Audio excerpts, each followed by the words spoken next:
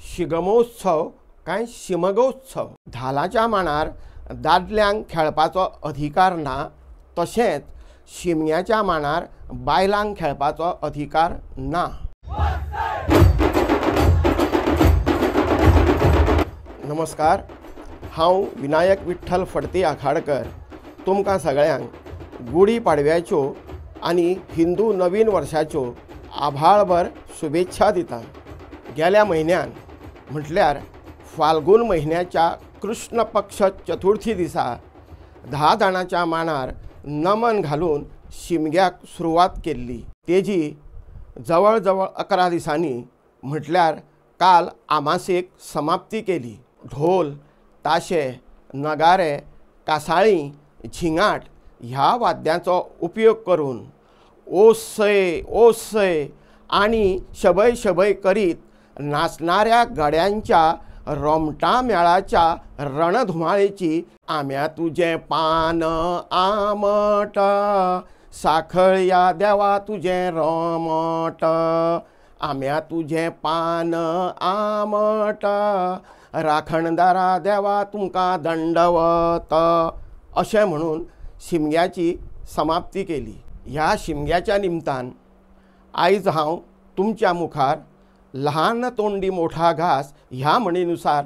कांय म्हाजे विचार मांडटा। धालोत्सव आनी शिमगोत्सव हे आमच्या गोंयचे 2 मुख्य उत्सव आसा। धालोत्सव हो खासा बायलां खातीर जाल्यार शिमगोत्सव हो खासा दादल्या खातीर आसा। मांड संस्कृतीनुसार धालाच्या मांडार दादल्यांक खेळपाचो अधिकार ना, तशेंच शिमग्याच्या मांडार बायलांक खेळपाचो अधिकार ना।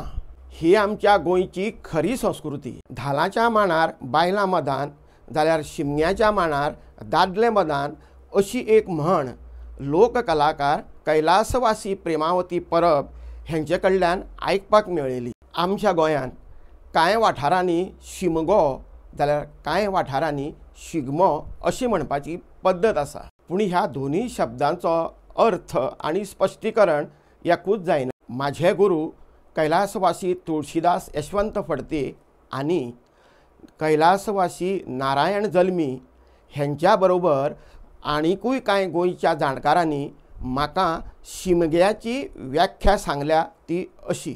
शिमगोत्सव म्हटल्यार प्रत्येक गांवच्या शिमेर त्या त्या गांवच्या लोकांचें राखण करपाक वास्तव्य करून आसलोलो राखणदार तेंचो हो उत्सव। राखणदार म्हटल्यारूच देंवचार, देंवचार म्हटल्यार जेचे कडेन देवाचे आचार विचार आसा अशी व्यक्ती। ह्या राखणदारांक उलो मारून तांकां मानपान दिवपाचो हो दीस। ह्या दिसा तेंचें सिमोल्लंघन म्हटल्यार आपल्या गांवच्यो सिमा ओलांडून दुसऱ्या गांवच्या सिमेन प्रवेश करून नंतर आपले सिमेन परत येवप ताकाच सिमोल्लंघन अशें म्हणटा। उदाहरणा सहीत सांगचें म्हटल्यार माड्डोळची चतुर्दशी ह्या दिसा फोंड्या म्हालांतल्या मडकय, करंजाळ, सावयवेरें, वाघुर्मे, भोमा, अडकोण, बाणास्तारी ह्या गांवचे मेळ मांडार नमन घालून गांवच्या शिमेर येता। मागीर शिमेवयल्या राखणदाराक उलो मारून ताका मान पान दिवन हो मेळ वाजयत गाजयत आपल्या गांवची सिमा ओलांडून माड्डोळा म्हाळशेक नमन घालपाक वयता। म्हाळशेक नमन घालून जाल्या नंतर हेच मेळ वाजयत गाजयत परत आपापल्या गांवच्या शिमे कडेन येता आनी शिमेर येयल्या नंतर थंय कातर म्हटल्यार ओमखाण घालता। कैलासवासी विष्णू सुर्या वाघ हेंच्यांनी सुद्दां ह्या उत्सवाची व्याख्या सिमोल्लंघन अशी करतना ही परंपरा कांय गांवांनी दसऱ्याक सुद्दां आसा अशें म्हटलेलें म्हाज्या लक्षांत आसा।